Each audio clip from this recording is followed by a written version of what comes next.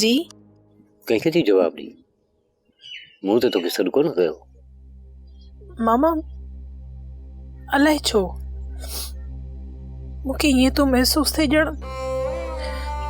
ॼण कोई मूंखे वॾनि वॾनि आवाज़नि सां सॾु थो करे। इहे सॾु कॾहिं कॾहिं पंहिंजी ज़िंदगी बि कंदी आहे।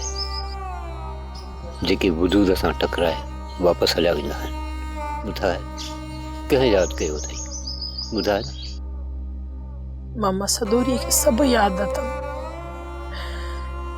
मूं कंहिंखे बि न आहे विसारियो। बसि हद खां वधीक जेको यादि अथमि उहो दिलि वारो पिरी आहे जंहिंखे मां कॾहिं बि नथी विसारे सघां। अम्मा केतिरो यादि कंदी सभिनी खे? नथी विसारे सघां मामा, कॾहिं बि नथी विसारे सघां। जिन जूं जीअ में जायूं हुजनि उन्हनि खे माण्हू कीअं थो विसारे सघे।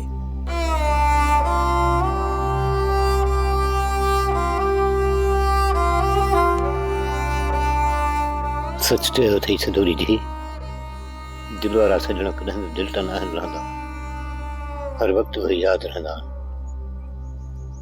कॾहिं बि न विसरंदा। तव्हांखे बि यादि अची विया न मामा? मां ॼाणियां थी तव्हांजा ही रोंदड़ लफ़्ज़ मां समझी सघां थी। हर इंसान लुड़क बि आहे त मुर्क बि आहे, पर के इंसान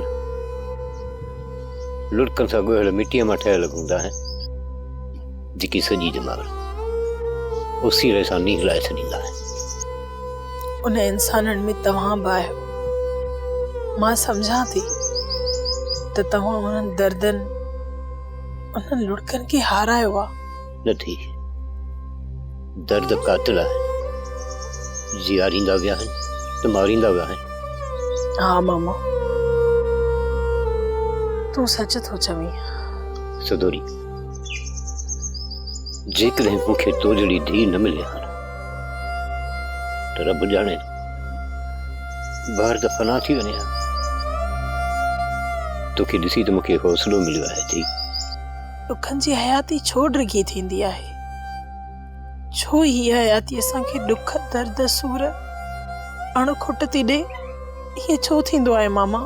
पुट उनखे ई त ज़िंदगी जी जंग चइबो आहे, जंहिंमां गुज़रणो आहे। कीअं ॾिस न, सभु कुझु सहे थो इंसान, कंहिं न्याणीअ जे अखियुनि मां वहंदड़ लुड़क बर्दाश्त न आहे करे सघंदो। वॾा दुख ॾींदा आहिनि। हा मामा गुज़ारणो थो पए। न्याणीअ जे ॻोढ़नि खे ॾिसण वारे जी दिलि बि रोईंदी आहे। हा भले।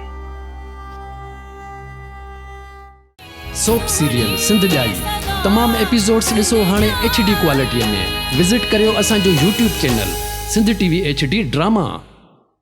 सब्सक्राइब कयो असांजो official YouTube channel Sindh TV HD drama ऐं वधीक अपडेट लाइ बेल आइकन खे क्लिक करियो।